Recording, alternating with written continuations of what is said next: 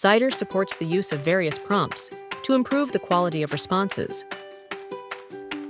Open Cider and click Select Prompt in the bottom left corner of the input box on the chat page. You'll see many preset prompts available. Choose one, enter your text, and send it. Cider will then generate results based on the selected prompt and your input text. Additionally, you can edit the prompts you want to use and add new ones. Click Select Prompt and then click Manage Prompts in the top right corner, and Cider will open the Prompts Management page.